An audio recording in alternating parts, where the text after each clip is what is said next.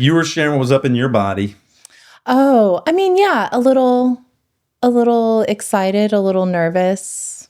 Never really know. But I feel that way, I don't know, I guess maybe somewhat all the time. All the time? Phil for you. In some ways, Like when yeah. you were getting coffee, you felt that way? When I was what? Getting coffee? Getting coffee? Or the tacos? You're like, what are these tacos going to be about? I mean, not necessarily that. I don't know. I like even before like teaching, I get really nervous. Like, I don't know, sometimes even just interacting with people and like being perceived and, you know, yeah, there's definitely something that's like almost a battle, like every time. Relating. Yeah, relating. But I love relating. I love talking with people. And what I've come to like recognize, I've become the person who will just like talk at the beginning of the thing, like just to get the ball rolling. Yeah, I was going to share that about you. Really? You share your state. You should have shared awareness with everybody about where you are in a way that's like disarming. Oh, yeah? You're like, this is what's here in front of you. This is kind of how I am right now showing up. Which I think is really great. I try to do that too. Yeah. Say the quiet part out loud. Exactly. Yeah. So I've tried to do that more often, like just like break the ice and, you know, however it's perceived. Also, I think what I've learned is that like I can't control what anyone else thinks of me. Like as hard, like I can craft every single word. I tend to be more of like a written communicator. So like stepping into the role of teaching or even like doing something like this, you know, and having to process just verbally, like in the moment is that takes like a whole other, I don't know, a whole other part of myself where I can't necessarily craft it, you know, like beforehand to try and communicate my idea as clearly as I want to. And I've had to kind of like be okay with that. And, but even what I was trying to say is like, even when I write something out, I can still be misinterpreted or I can still miscommunicate my idea. And ultimately, you know, whatever state somebody else is in, they're going to receive the message in their state. And I am not in control of that at all. Yeah. So that has helped me just be like, well, I can just say what I'm trying to say. And hopefully like the actual message, like the heart of the message gets through despite what the words are. Yeah. And yeah, so that's message received is the message and Yeah. it's sloppy. It totally is. It's sloppy. Yeah. And we want to have some partnership in coming to what the message is. Yeah. Some like, and grace. Absolutely. Yeah. Like, you know, Yeah. I believe you're not attacking me. I believe there's some thing you're trying to share that's helpful for us. Yeah. And we can work together to get there. Totally. Yeah. But it's like words are just sloppy. They really are, especially I think English, which I'm no expert in other languages, but I have, you know, friends who are from foreign countries and they're like, like their English is great. I almost like forget that, you know, I have a friend from Poland but often she'll be trying to describe something. She's like, English is just so clumsy. Like I can't say the thing that I know how to say in Polish. And I'm like, I wish I knew Polish. And I imagine we could spend a day or a week trying to craft a message. And if you said it to 100 people, a percentage of them would get a totally different thing. Yeah. No matter how meticulous you were and thoughtful with each word, because we all have different definitions and experiences with each word. And what is, you know, in my philosophy book club, we've explored like, what is love? Like over and over again. It's like, what does that even mean? And I've explored it with other folks. Like when you say felt sense of love, what does that actually mean? In other words, it's like gonna mean so many different things based on your experience. Yep. It really is. Yeah. It really is. What I know is I want people to like me. Yeah. And I like people. Yeah.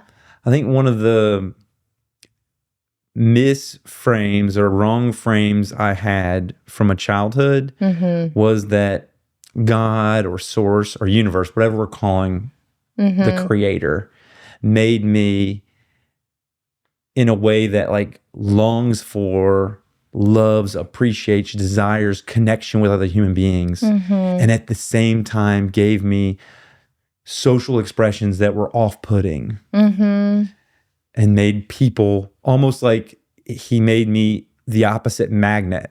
Right? But made me want connection at the same time. So I'm like, oh my God, why? I keep trying this. I long for connection. And at the same time, which is a weird Wasn't frame. finding it. Yeah. Well, time and time again found, an outcome that wasn't desirable. Totally. Yeah. I get that. And then I think like, then when there is a connection, I feel like some people, like they're just able to connect really easily. Yes. And that is, there's value in that. And then for people who it is a little bit harder, to find that connection, it's like when there is a connection, strong. It's like, it's so like strong. And so, yes. And yeah, it's fascinating. I mean, I feel like I watch that with my kids. They're both very, very different and move through the world very differently and sort of have that different play of like, I don't know, finding it like connecting with people, but then like the deep connections that they're finding and sort of like starting to navigate that and understand that for themselves too, of like what actually feels satisfying in a friendship. Like, what does it mean to actually be like, strongly connected to somebody in a meaningful way, instead of just like, oh, I know this person, we both play the same games or, versus whatever. Like in your world, like it's these like circles of intimacy. Yeah. Right. It's like how close will you let them know to your experience? How much will you share with them, disclose? Yeah. And not everyone gets all of you. No. Yeah. And that's a protective measure. Yeah. I'd imagine. Absolutely. I, in my life, have made everybody a friend really fast, oftentimes. Like let them in really close, really fast. And Brene Brown, what did she call that? Like, there's people that have names for it, like you overshare or what all that stuff. And I'm oversharing because I've like already made you my best friend. We're in this. And the other person's like, well, we didn't have my prerequisite for that level of sharing. And I'm like, makes sense. We're standing in the checkout line at Taco Deli. Like, and we both like the donya. Yeah, we like the donya. It's meant to be. It's meant to be. We're friends now, bro. Like, I'm going to tell you about my childhood trauma real quick. Yeah, totally. There's like this other side of that where when it does hit, I imagine like a caveman, like prehistoric man, like they desired warmth and connection. Yeah. But when they found it, they like touching it like burned them. And they're like, oh my God, I need that warmth, but it hurts. Yeah. I need to figure out a way to be with it. And in that same way, whenever I find connection, sometimes it's scary. Absolutely. Yeah. There is that aspect of like actually being vulnerable can be very scary. It's like opening your heart, like that cracking open of a shell. I've been talking about this a lot, like in the in yin classes, because it's spring, seeds are germinating and opening. And I don't know, I like to maybe like personify that experience a little bit. And like, what does it actually feel like to have this impulse of like, I have to grow, I have to push beyond this. And then that actual like cracking open or the shedding of a snake's skin or something, like they can probably feel that tension of it, needing to shed. And it's uncomfortable, but then perhaps also like scary. And then I think I'm just like really speaking for myself with things of like, oh, I said yes to this. Like, somebody sees me as, able to hold this space and I said yes to it, but like, do I really? How do I actually step into that? And present moment. Yeah. I feel like I've been continuously sort of doing that. But yeah, it takes that, I feel that tension of like uncertainty and, I don't know, even though I keep coming up to it and it like, most of the time goes pretty well, like I feel good. I feel like okay about the role that I played and whatever I'm saying yes to. But then even with that experience, it's still, I come up to the edge again and it's like, I don't know, and I think it's like that with personal experience, like personal relationship experiences. Yeah. It's growth. It is. It's growth. And like and so many intimacy different is kind of growth too. It is. Open yourself up to someone else. You're expanding your world. Yeah. Well, and I think it's the idea of like, oh, I can read all the books. I can listen to all the podcasts. I can do all the yoga, in a cave and learn how to levitate. Is that last book, the last chapter where you get all those special abilities? Yeah. I've just heard about it. We can talk about that later, but totally. I want to know what those abilities are. I mean, but if you're only striving for those, like, okay, you might get them, but then can you come back down to earth and like relate to somebody, or like, can you talk to your kids? Can you be kind to the cashier? We want it to be practical. Absolutely. We want it to radiate socially. Yeah. So that's like really, where the rubber meets the road. Is that how it goes? That's the rubber meets the road, yeah. Yeah, like where you're actually practicing it. Like when you honk at someone in traffic, how long is that honk? Yeah, is it a kind little... Or is it like a... Yeah. Or are you rolling down windows, Yeah. Where are you at? Are you getting out of the car? Yeah. No, what are you doing? Like, go back to the cave, bruh. Yeah, like, totally. Or like go hang out with your parents for a week, I don't know. Yeah. That's like kind of the joke around the holidays. It's like, oh yeah, you have it all together. Ooh, I wonder how much honk duration is impacted by people at home with their parents. Like I've been honking a lot longer since I went home for Christmas. Yeah. I think there's a lot more mental health challenges around the holidays. Yeah, I think for a variety of reasons. Yeah. I was thinking about the lobster when you talked about the snake shedding its skin. Lobsters get too big for the shell they're in, and their shell doesn't really move. Wow. So they get uncomfortable. Wow. Yeah. I imagine they're uncomfortable because they have like 10 pounds of lobster in a 5-pound shell. Oh my gosh. And so then what they have to do is go and hide and get out of that shell, and they're totally vulnerable during that time. Are you serious? Yes. I didn't know that. They get out of that one, and then they grow a new one. Whoa. And during that time, they're very vulnerable. Just exposed. And they have to be, I'm not a lobsterologist. If any of this is wrong, y'all put it in the comments. Hollie and I will. I'm going to research later. Like, can you take lobster? Definitely. No, you're good. Lobster. You're good. Lobster. And there's like that need for safety. They go hide around the growth experience, but they have to. We're like that. Mm-hmm. We Absolutely. feel uncomfortable, but we need growth. Yeah. or we're either living or we're dying, right? Mm-hmm. You're either reaching towards a greater, I don't know, experience or understanding or lifelong learning or exercise or movement, or you're stagnating. Yeah. I'm making blanket confident statements. I have no idea what this is all about. But this is how I feel right now. Yeah. I feel that. I can relate to that for sure. Yeah. Like, we have to have our moments of rest. I think of course. Like that's valuable, but like to have it be intentional.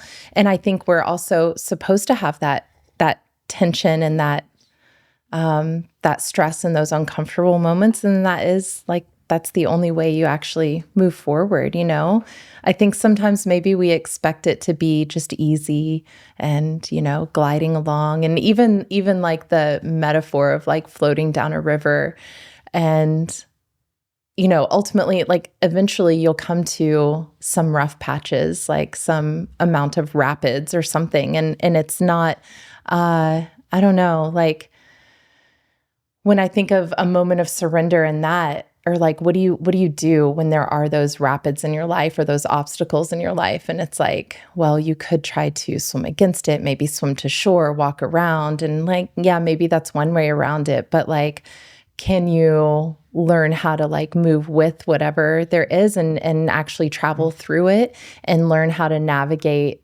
those rapids? So maybe the next time they come up through your river, you can like navigate a little more with a little more ease. Like it doesn't remove the obstacle, right? Like I think sometimes for myself, I'll think like there shouldn't be any more obstacles, mm-hmm. like we did this thing, like why are we going through it again? And it's like, oh, it just gives me an opportunity to move through it with a different mindset. Like I'm going to have to move through it no matter what. I'm going to have to stand in this line at the store. I'm going to have to be in this traffic. I'm going to have to, work through this conflict.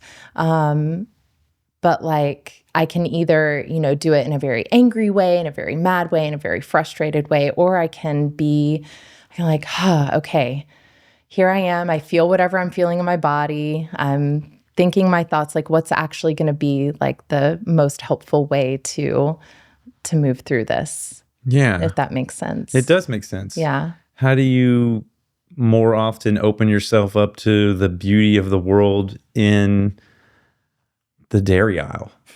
Totally. Like, how is Nirvana waiting to get gas or like, in traffic? And it's everywhere. It's everywhere. We have so many opportunities. Always available to you. Yeah. And that I think is like the yoga. I think that's the practice of being present and of staying calm. We may not always feel calm inside, and we can acknowledge that, right? And being with that in a loving way. Yeah, exactly. I don't think it's the cessation of, I don't think any of this stuff will stop emotions from arising. Emotions are part of the human experience. Mm-hmm. It's like, how are you with those emotions? Yeah. Do you love them? Are you like, cool? Like, I want to stop being angry. I don't ever want to be angry. Well, anger's a powerful emotion. It really is. Meaningful emotion. Truly it is. We need it. Absolutely. It can point you in a direction of like something you're actually feeling passionate about. Yes. When you channel it correctly, it can be a very creative force in the world. I think we too often, it's like the idea of like good vibes only or positive, just positive thinking. And it's like, well, yes, but like acknowledge, like if you don't acknowledge it's there, it's probably going to build and grow and become a volcano of oh yeah, overflow, repressed energy. Yeah, yes, we know what happens. and That's just like, explode. It turns into cancer, I imagine. I think this repression's like, I'm just gonna hide this toxic here. Absolutely, there are definitely theories of that. There are theories, energetic theories of that. Yeah, I believe it. Yeah, like you're holding that. The body keeps the score. Absolutely. Yeah. Well, and back to the idea of like, we're human. We have all these like emotions that pop up all the time. I remember reading a study a long time ago, and I've tried finding it again, and I haven't been able to find it, but it was about, it was back like when meditation first started becoming more popularized and westernized. Yeah. And, on the cover of like Time magazine, like, oh, it's actually, they did the scientific research. Yeah. They're actually doing like, scientific, like, hooking up the electrodes and doing all the things like, oh, it turns out this is good for you. But something interesting that they found I think they were studying monks and people who are like, quote unquote, really good at meditating, and to study like what's actually happening in the brain while they're meditating. And they found that, various parts of the brain do different things. And I'm not a neuroscientist or anything, but, they would find that like every 30 seconds or so, there would be like a blip, some activity in the brain of like memory or emotion, or it would show that those things would happen. But what happened with these meditators is it just quieted down. It came up, it went away. It was like a wave in the ocean.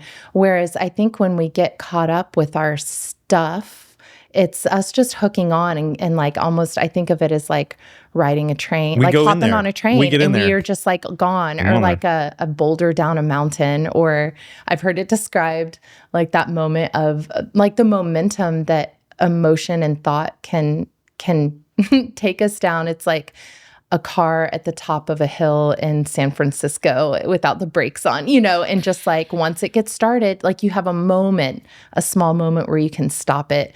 And then aside from that, you just kind of have to like ride your brain is just taking you on a roller coaster ride. Exactly. Mark Twain said I've had thousands of catastrophes in my life, and some of them actually happened. Exactly. And I still get that river metaphor. It stuck with me that you shared earlier. And I think about, some present moment, some like Ram Dass-y, be here now, which I'm just mindfulness, like be present with what is.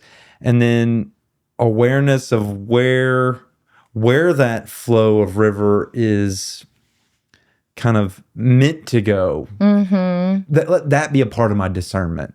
not just in my head, not just like, oh, I do all the math, I got all the numbers down, I did it here, this is the answer that I get. But like being open to the moment and saying like, what happens now?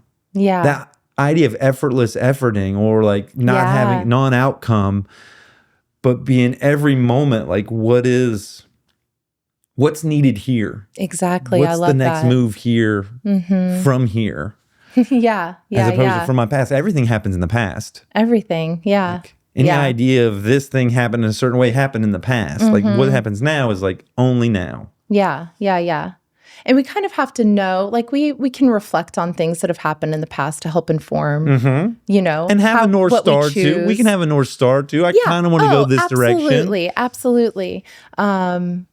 But yeah, I think it's all in the present moment. I try to talk about this in kids classes sometimes when I'm trying to hone in on the idea of what it is to be present. And I'm like, okay, now y'all can imagine in a little while class is going to be done, or even like we're going to be done with this interview. I'm going to be getting into my car. Like they would be getting into their car with their parents, and their parents are going to ask like, oh, how was class? What did you do? You know? And so in this moment, you're creating what you'll talk about in the future. And in that moment, this moment will be the past. So like literally you're creating both the past and the future, like with everything you're doing right now, you know? So like later I'll get in the car and kind of reflect, I'm sure, on like, what all did I just say? Yeah. And I don't know, like in some ways I'm, you know, creating what my reflection will be in the future, which is like kind of a trip. It's trippy. It's trippy. But like I also can't like think too hard about either thing, except for in this moment, just like doing the best that I can. And that's going to change all the time. Just like what can I don't know, just what can I do in this moment? And we were talking about, I had Phil Phails at Philosophy yesterday, Sunday. So what's today? Tuesday? Whatever. It was Sunday. Cool. And we went through the question of, is there free will? Yeah. And what we decided we both decided like, yes, there is, but it's only like 1%. Yeah. It's like 1%. Yeah. Because I wake up in this moment, to all the things past Phil did. Yeah. I can't change any of that. No, you And then can't. all the things past Phil's parents did and teachers did and all the people that kind of influenced and structured my life in a way that was outside of my control. So maybe 1%, maybe less than 1%, like a fraction of a percent is my agency. Yeah, I don't know. Maybe. Yeah. I haven't like quite worked out the percentages, but I love I love toying with that idea. Yeah, I'm like, let me calculate. Yeah. I love playing with that idea of like fate or free will, and what do we have autonomy with, and what do we have, like what do we just have to succumb to? Like what are we what rapids lie ahead, or you know, whatever it is. But as far as like the percentage, I mean, I think that's like part of the work though too, is like being aware of like, oh, past Hollie, you know, did these things or responded to this situation in certain ways, or like I'm aware of how my parents were, and I'm aware that like I don't understand all of their experiences through life, and I understand, you know, these parts were hard, and they have like these things against them, or what, you know, like they had to struggle through some stuff, and I get that informed the way they parented me, and I can forgive them for that, or have grace with them for you know, certain things, and understand that they did the best with the tools that they have, that hopefully I'm doing the best with the tools I have. I tell my kids all the time, like, you know, tell me ways that I'm messing up, like anytime. But I think, you know, if we just kind of write it off, like the past is just like, oh, well, that was already done. And how do I want to like put this into words? It's like we have to kind of reflect on it on some level, and maybe do our best to recognize where maybe those patterns are showing back up in our lives, or, you know, our past experiences coloring the experience we're having right now, but really this is a fresh experience. So right? Like we have to do our best to approach this with fresh eyes. Yeah.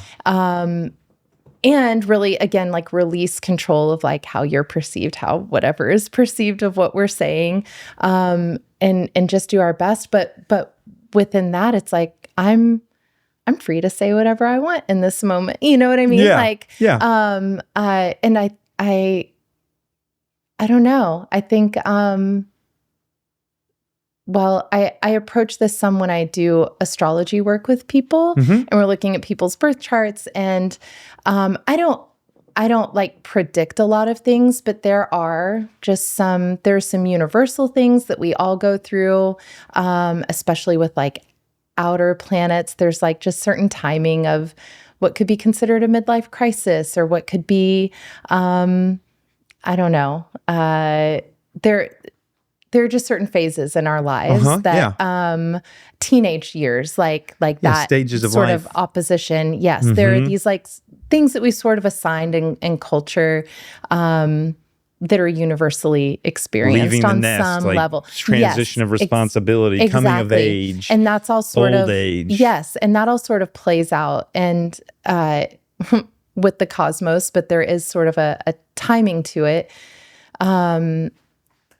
And I think, we are all experiencing these things, and then we all sort of move through them differently. So in somebody's like, I don't know. I don't want to like start talking about astrology really. Like I'm we like could talk debating about, in my I know head. you're excited about astrology, so we can definitely get into that. I am. Okay. Yeah. Well, there's like a Saturn opposition. It's like us right now.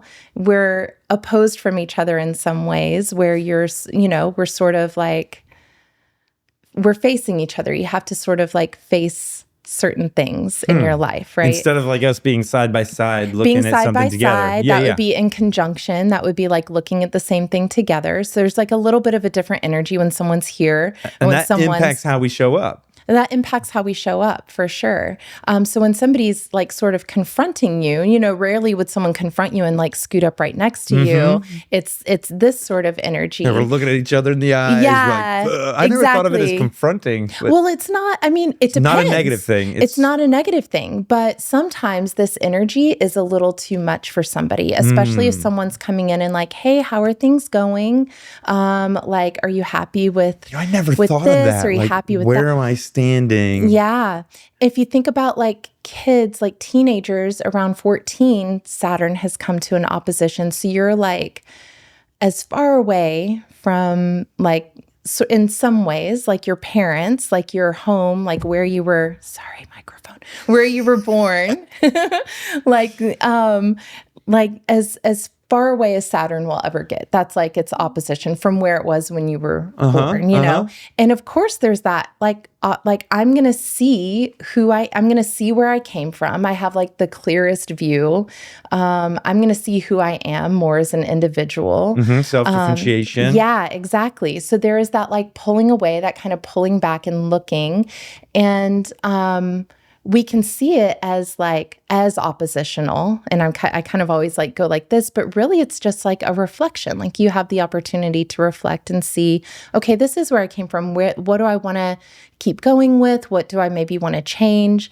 It gives opportunity for growth. And I think that's where like the fate and free will comes in, where, if we name it, like it's going to be conflict or, there's this like, there is this conflict. There's going to be, challenging and teenagers and they're just this way or whatever, or even within ourselves, when we're just kind of like facing ourselves in some ways.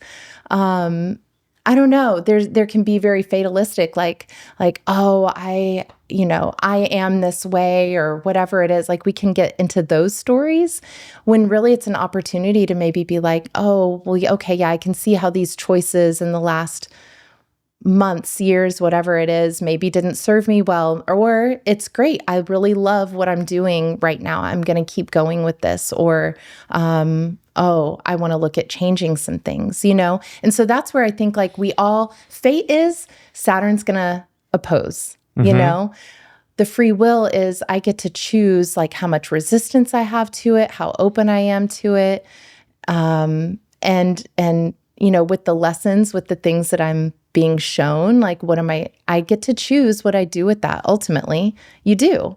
And you're going to come back up, in another 28 years, it comes back around. It's how much we are on autopilot versus how much we're here. Mm-hmm. And we need to be on autopilot for some things. We can't make every decision. Like, there's just too much. There's too much. We need to go on autopilot when it's like, I got to go get tacos. I'm like, I'm just going to drive. My body knows, my mind knows where to go get tacos. Exactly. I'm going to let that be autopilot. Absolutely. But there needs to be an awareness, a discernment around like when being here now is the most important thing. So there's some balance. Mm-hmm.